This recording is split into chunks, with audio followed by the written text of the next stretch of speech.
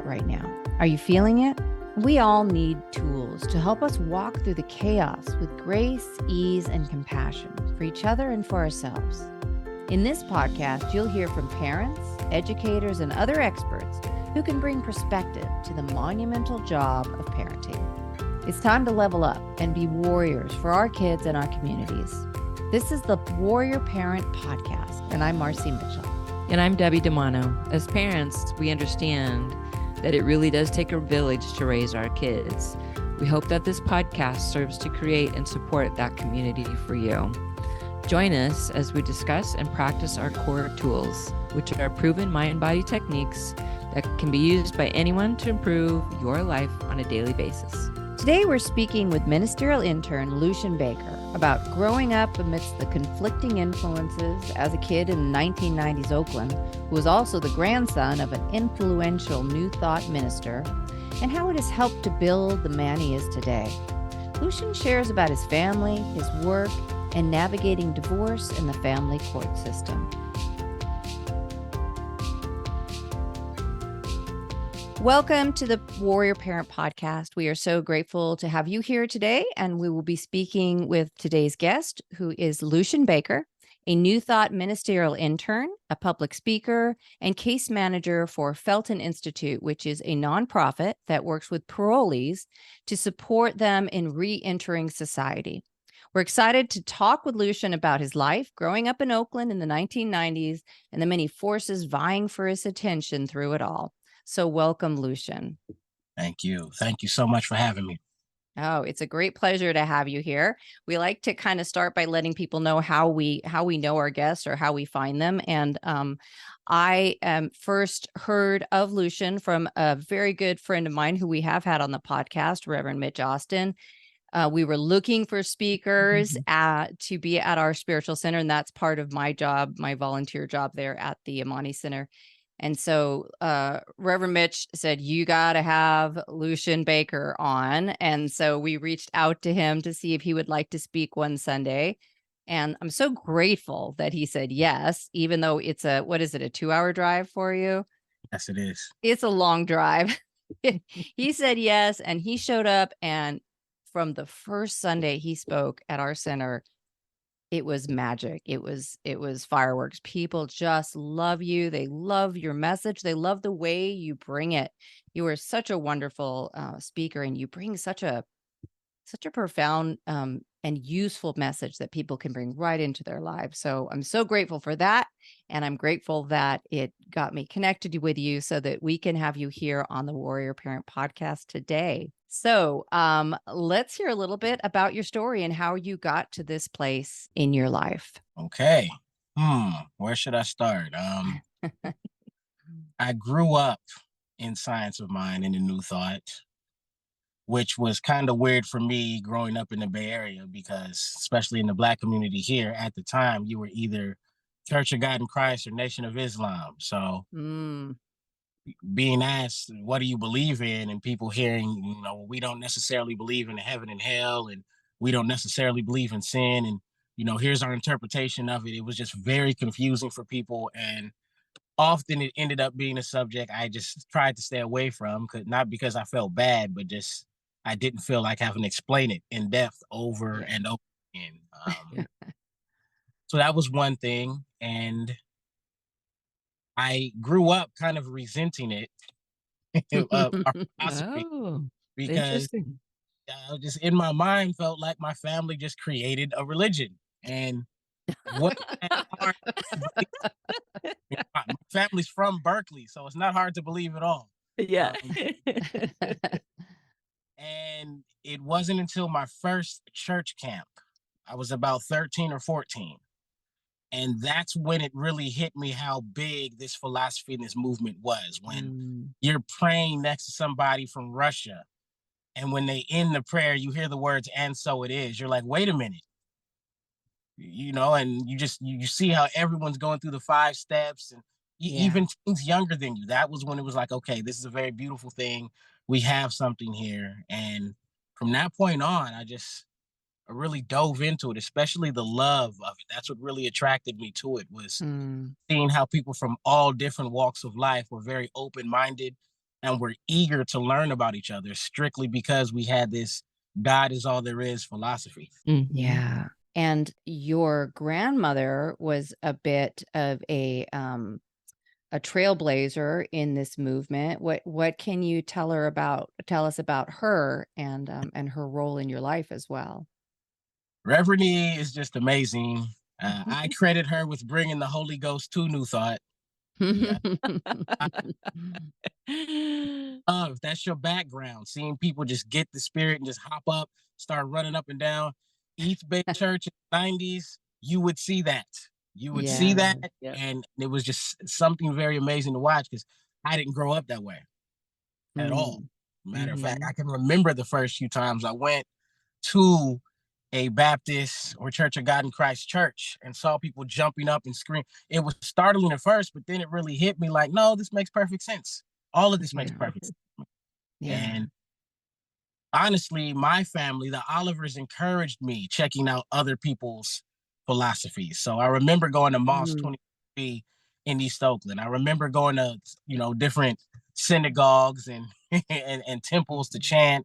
I did all that growing up because I love that.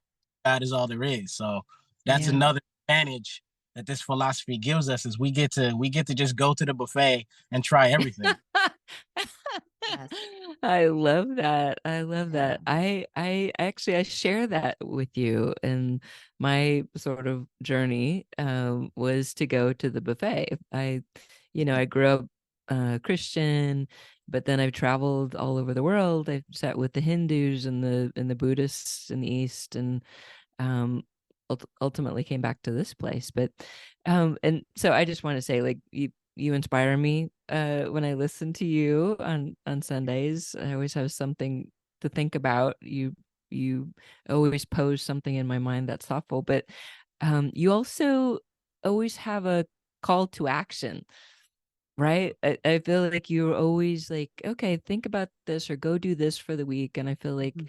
that's sort of how you live your life. So let's talk about that a little bit, and in the other work that you might be doing. um so we are the Warrior Parent Podcast, so we're going to talk about your kids in a little bit too, but let's talk a little bit about the work that you do for your day job, Okay. uh and how you've been called to do this kind of work. Well, I found the Felton Institute. Shout out to this amazing company, but Mm. I found it when I was having a crossroads. I was in between jobs, in between careers. All I really had going for me was driving for Uber and Lyft in Reverend E's red HHR, which makes it funny because that car was, had a whole bunch of recalls while I was driving for Uber and Lyft. So it's even more rough because the more I would drive, the more things would be falling apart in the car. And it was a tough time. Like, I'm laughing now, but if you would have brought it up maybe like 3 years ago, I might get offended. It was really that tough. Yeah. And the universe knows how stubborn I am. I don't know why, but I think growing up in this philosophy has caused me to take it for granted a lot of times. I actually envy the people who ended up finding this philosophy or it finding them because there's no taking it for granted. Like, they know they Yeah. know in their mind this is the way. Me, I'm like, I could pray about it. I could vision about it. I could. It's just like, hey, it's always been there, so I take it for granted. And Yeah. it got so tough and so uncomfortable that I had no choice. One day I had to really just shed my ego, of course, when nobody was looking, and just had one of those prayers where just you let the tears fly down your face. And Yeah. I just said, listen, Spirit, I need something that I enjoy, something that's helping people. I was very clear on what I wanted. It was one of the first times where I wasn't talking about what I don't want. Because Mm. what Abraham has showed me, well, whenever they talk about the vortex, is even when you say what you don't want, the universe hears you Yeah. mention something. So it's just like if I say, don't think about elephants, you're going to think about elephants. Yeah. So I'm very direct in that. And after giving this prayer about what I wanted, I walk into the 19th Street BART station, and an old school member of the East Bay Church of Religious Science walked in. And this is a man who I've always looked up to. He's always been a sharp dresser. He's always been just a very positive black male image. Yeah. And, son at Stanford. And of course, Spirit was just like, tell him what's on your heart. Mm. And I just said, hey, you got any, anyone hiring? Here's what I can do. And here's what I'm interested in. And he just took down my number and poker faced me. Of course, it's like, okay, I'll see what's up. And within a week of that conversation, that man had me getting an interview at the company that he failed to tell me that he was the CEO of. Oh man. And I've been at this company. I've been happy. It's one of the first times, might even be the first time, where I felt like the company I was at actually did care about me. Oh, that's lovely. Yeah. And good on you for listening to Spirit when Spirit said, go talk to this man. And you had no idea he was the CEO of exactly what you needed, but you listened, you took that step, and then the manifestation came through. That's amazing. Yes, it did. Yeah. So talk a little bit about the work that you get to do there that you find so rewarding. I like helping people. I've done a lot of things. I think, and shout out to those who don't have the degree and feel like that it's been handicapping them. Something else I've learned is it's actually given me an advantage of life experiences because it's forced me to have to try different jobs and go from here to here. And so I've had that kind of Forrest Gump experience where I've been in environments and met different people. And one thing I know for sure from working so many security jobs is I am not good at telling people what to do. And that's not a slight on those who are. We need people who are good at that. Yeah. We definitely need people who know how to just command authority. They don't care how you feel about it. They may even be good at saying it in a way that's not offensive. That's just not me. I'm not good at it. And I didn't want to do that. Right before I had this job, I was doing the complete opposite thing, which was telling homeless people to move. Literally, I had a graveyard security job where my job was to actually interrupt people who had an encampment somewhere that wasn't bothering anyone. But because the businesses around there did not want them there, I was to tell them to move. And I'm not saying that the businesses were wrong for wanting them to move. I probably want them to move too. But yeah, that was my job. And I was not good at it. I did not enjoy it. It was hurting my heart to do it. Oh, I'll bet. I'll bet. And that's pretty much my story there is that this particular moment in my life has shown me what I do enjoy doing, and I enjoy helping people. Yeah. That's fantastic. That's really good work. It's so important. It's so important because, as we know, this country incarcerates so many people, so many, way too many. And we know that there's this prison industrial complex that's benefiting off these people's lives. And of course, it's largely Black and brown people. But then, so that's a huge problem to solve. But the other piece of that is when people do come out of that, they're institutionalized, they're traumatized, they're, to come back into society, we don't give them near enough support. So to have this organization that's showing up just to do that, to help walk that, because we know, it's not easy. You can't just hand someone the suitcase and $50 and drop them off downtown and expect them to be successful with their lives. At all. And, probably so many of them have, generational issues in their family, right? Abuse. I mean, we can name all the things because we talk about all of them here, but yeah. And then the other piece is mental health issues, right? So I want to talk to you a little bit about that. You've been honest in sharing that you and your family have had issues with this as well, just like I have and everyone I know, but give us your perspective on how you and your family have dealt with anxiety and depression. My mother is one of the people credited with really helping us, the entire family, really just opening our eyes to seeking counseling and seeking someone who can really just a mental health coach, if you will. And been a great experience for my sister and I because we didn't grow up with those stigmas from our own family. Now, yeah, maybe from kids in the streets and all that they might have laughed at us, but as far as my own family, it was nothing but a good idea. And one of the first things I remember, I think one of my aunts telling me is everyone has things from their childhood they're mad about.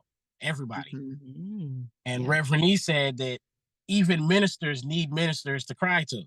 Yeah. So Yes. those were two things that really stuck with me because a minister is like we look at that as a strong person. That's who I cry to. So if my own grandmother has a minister who she cries to, then obviously me having a therapist is a positive thing. Hmm. And every therapist I've had has told me that even they have a therapist. So Yes. that was very Yes. comforting to hear. Yeah, of Yeah. course. Of course.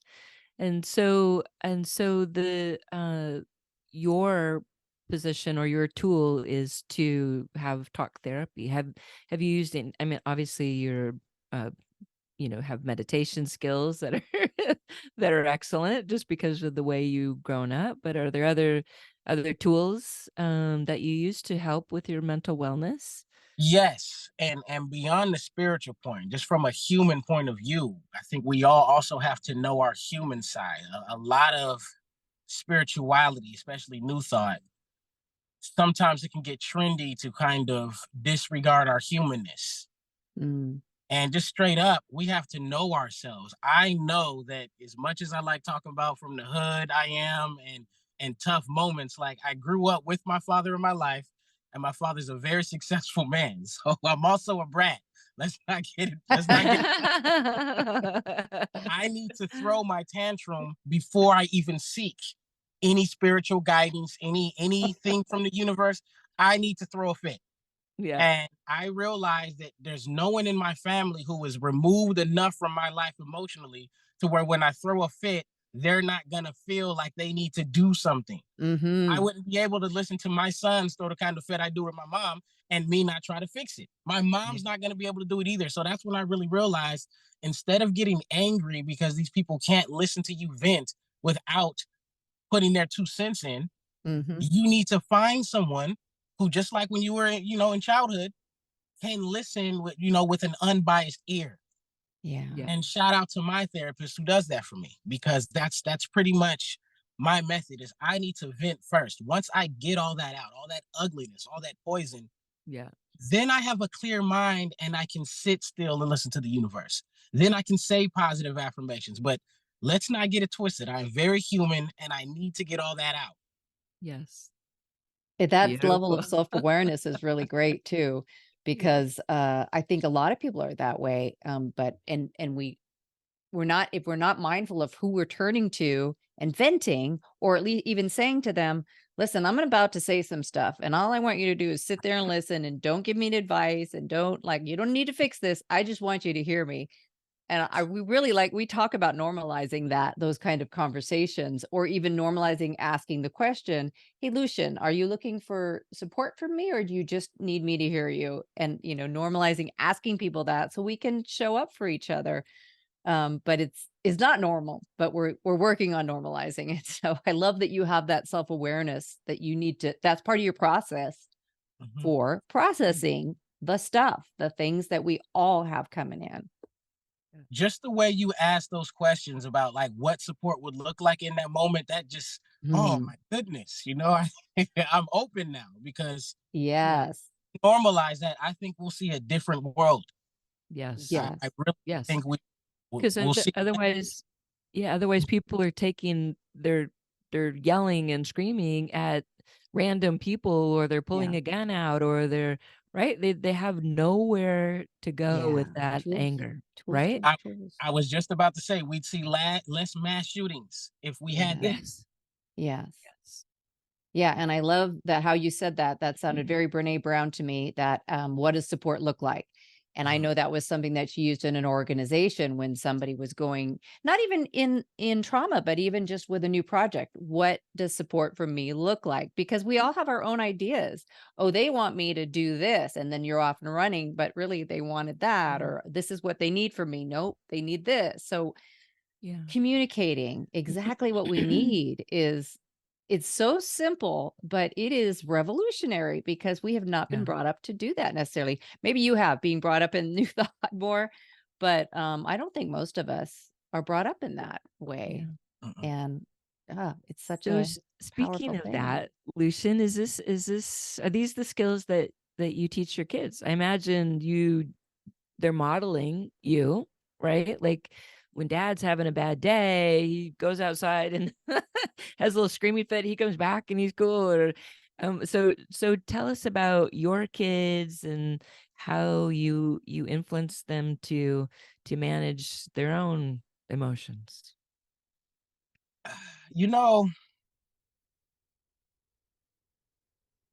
I can do better with showing them me actually sitting down and actively meditating or Mhm. saying, but I can do better with that. What I do Yeah. is I do show them what having the fit in a controlled, environment looks like. I do that well. That's great. My 13-year-old, he knows what meditation is. Both me and his mother are very active in that. But um, yeah, he's also 13, and I Yes. remember that getting me to sit down and meditate was more of a chore at that age. So Mm, yes, it is offered to him. I don't make him do it, right. but I can also show him that example a lot more so that he will Mhm. feel more comfortable as he approaches manhood. Yeah, that is so right on point. They notice what we're doing. Of course, they're hearing what we're saying, but if it doesn't match what we're saying, what we're doing, then we've kind of lost our credibility there. So modeling that with your actions is so important. So what are some of the issues you see with your kids? Marcy and I are, well, we're probably old enough to be your mother. But so we're always curious because we have these things going on when we're raising our kids, right? But we're always curious about what do you think the issues are with the the very young generation that you have and that you're raising right now. To be honest, um, without making the conversation too controversial, I think that a big issue right now is this idea of which parent is more valuable is Mm, big in all households across America. And it kind of creates a divide. Even if the family stays together, it's still kind of this mom's more important, no dad's more important type of thing. mm, Shout out to both my parents because even though they did not stay married, there was never this dad's more important, mom's more important thing. Matter of fact, if one heard about me bad mouthing the other one to the other one, they would check me. Mm. mm. I didn't get to badmouth my dad to my mom and vice versa, and I never heard them doing it in front of me. Now, of course, now that I'm older, I know they did not always talk nicely about each other. For Yes. you Yes. could. I'm living it. No one can do that after splitting up. You can't. Yeah. But they were very good at keeping that from me, and it put the seed in my brain that Mm, listen, like once there's children involved, you get to put that to the side.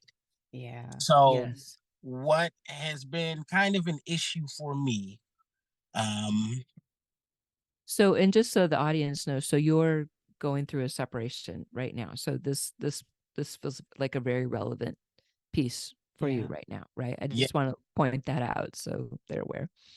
And I have an ex-wife, and then I also have my old son is actually from a previous relationship. So Okay. I have two boys, and they each have their own mom. Okay. And I will say a huge obstacle has been just navigating the family court Mm, system. Oh. I feel kind of just my opinion. They don't care is about the child as much as they may say they do, as much mm, as they care about the money they're going to be making off the case, mm. which That's is Well, a why they shame. tax that money before it even goes to anybody. yeah, Yeah. truth. Truth. Um, Yes. if they really cared about the kid, wouldn't the kid get all the money? I'm just Yeah. saying.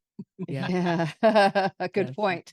So, I just feel that. And Yeah. whoever's working the most. At first, I felt like it was just pro get the dad for whatever you can get, but no, it's whoever the breadwinner is.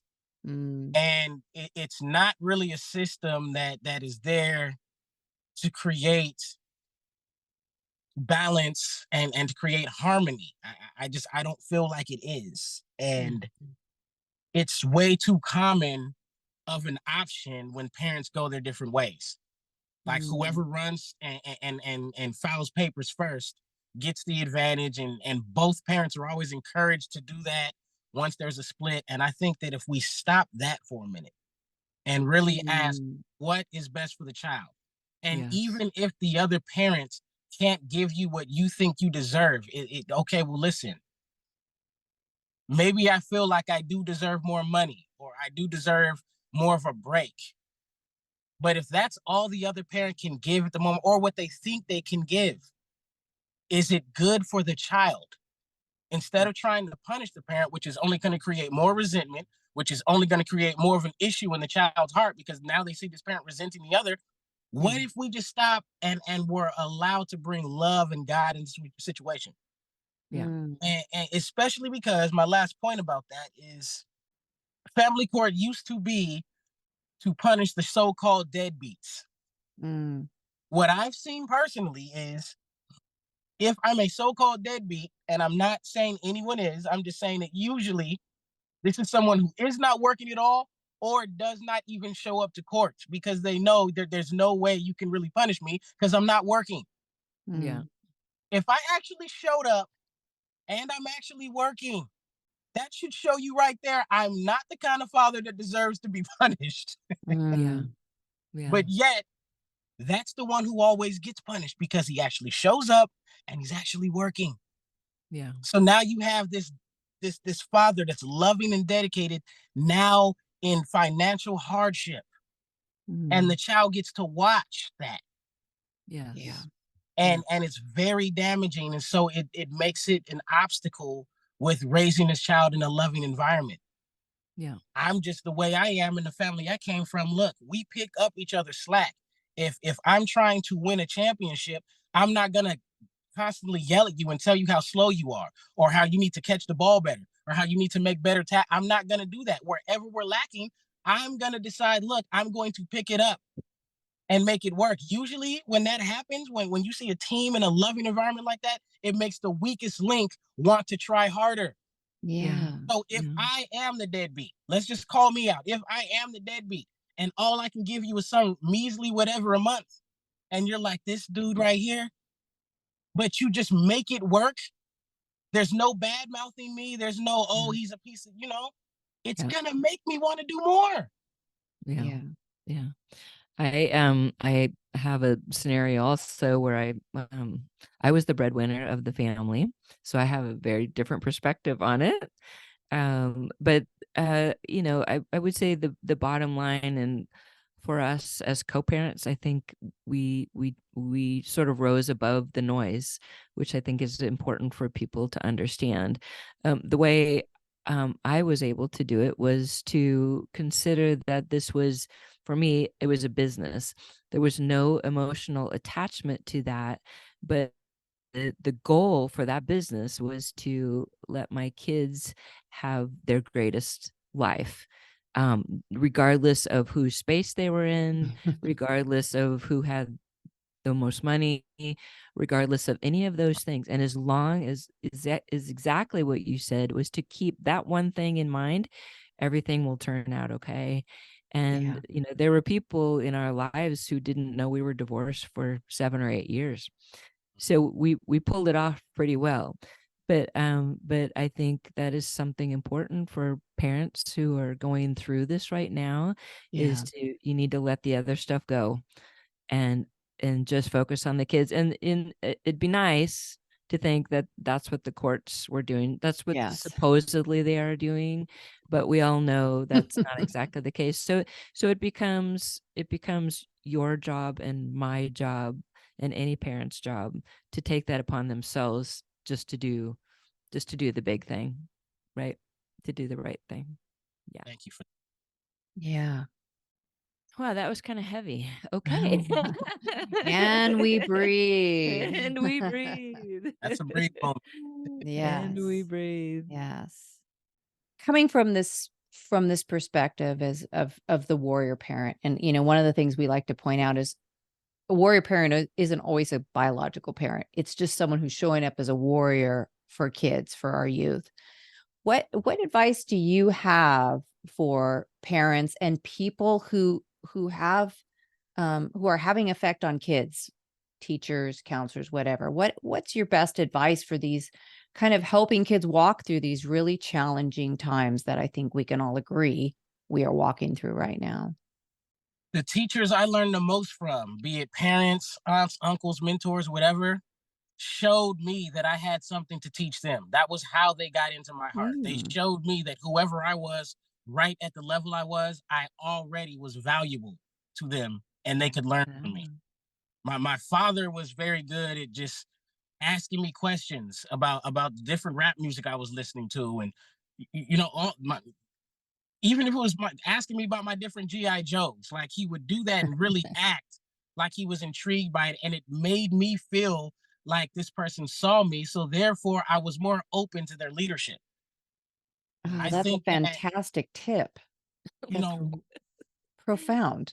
when it was time for me to want to listen to rap music, my parents, and I love saying this, but my dad went to Berkeley High in the 60s, so you don't get any more hippie than that. yes. That's awesome. And my parents told me, okay, well, you have to start from the beginning because my mom is also young enough to where she saw the beginning of hip hop. Mhm. So I started with the Last Poets and Gil Scott Heron and all this really just positive, beautiful words to African drums, Nikki Giovanni. I started with all that stuff.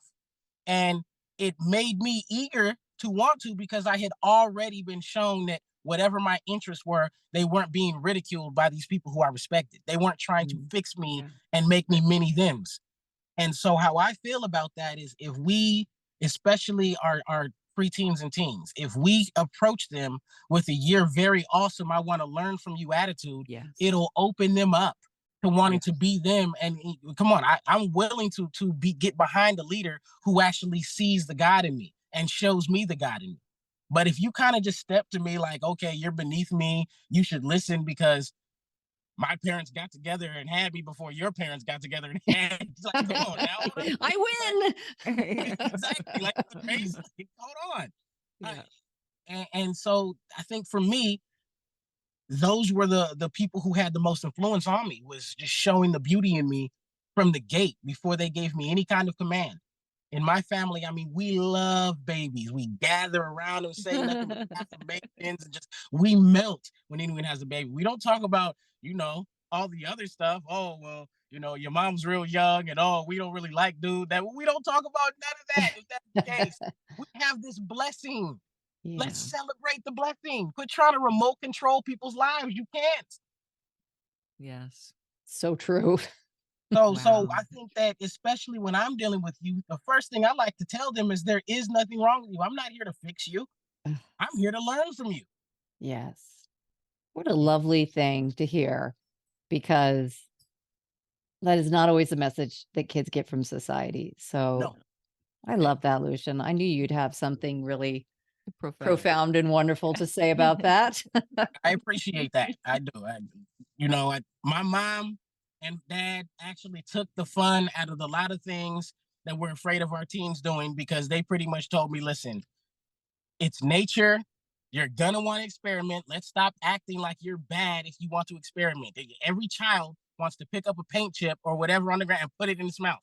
Okay. So when you're a teen and you're doing the same thing, we can't Yeah. slap the teen's hand and be like, no, don't be attracted to that person and have your hormones raging. Nature is telling them to. So Yeah. let's have a different approach. So my parents told me, look, I don't want you doing any of those things, but you're gonna. So I'd rather you do it at home where you're safe. Well, guess what? When they told me that, it made me not want to do it. Yeah. Wow. Little You're, reverse you're, psychology, you're right? being Yes. too Yes. cool about it. I don't even want to do it. I was just gonna do it to piss you off. But since you want me to do it, now I don't want to do it. Oh Yeah. no, your parents ruined your teen angst. I didn't really get to let it rip went away to college because Oh, that's funny. Those are some profound messages for Yes. sure. Yeah. Luchan, you are awesome and inspiring. And unfortunately, I think we're running out of time. And I know Yes. you got to go try to get some lunch before you have to go back to work. So, I would just like to say if anyone would like to hear more from Luchan and hear him speak, because he is, I cannot emphasize what a fantastic speaker he is, but he will be speaking every first Sunday beginning in December of 2023 at the Amani Center, and you can catch that online too. So I'll share those links. Yeah, he is brings the energy, he brings the insight, he's funny, he's heartfelt and open, and just love him. So thank you so much, Luchan, for taking this time to be with us. Thank you so much. Thank you for thinking I'm funny too. You are funny. My kids don't think I'm funny, but you do. So thank you. Yeah, tell him a 57-year-old white lady said you're funny. That'll show him.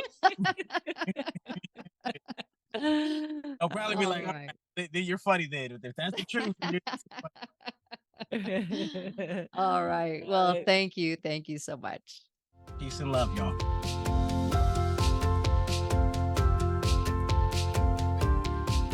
And now for a moment about meditation and how it can help you and your family to self-regulate and mindfully return to a place of calm and centeredness. Our Core Tools platform consists of a number of proven tools and techniques that are designed to reduce stress, anxiety, and overwhelm, in spite of what's going on in your world. Meditation is just one of these powerful tools, and through a special partnership with Donna Apidone, we have created a group of meditations available only on our platform and via Donna's own website. Here's Donna.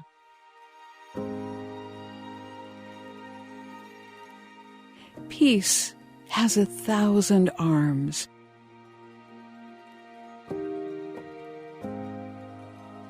It embraces me with love.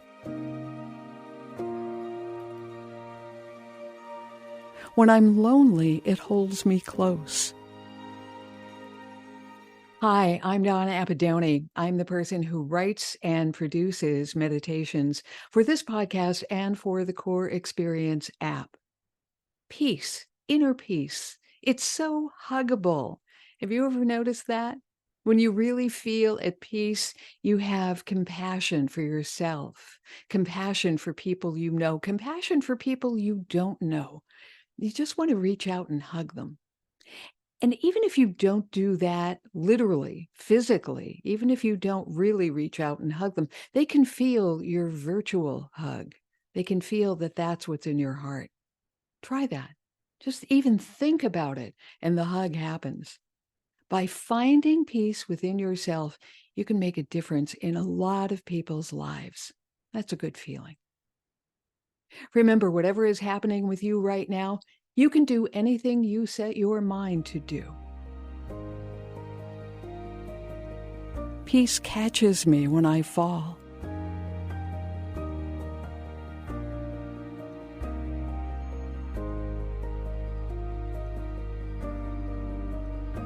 Peace protects me.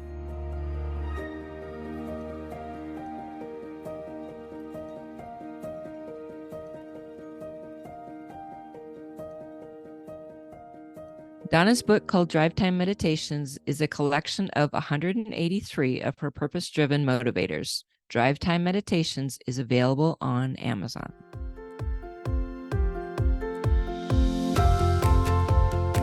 Thanks for listening to the Warrior Parent Podcast. You can find us at coreexperience.org.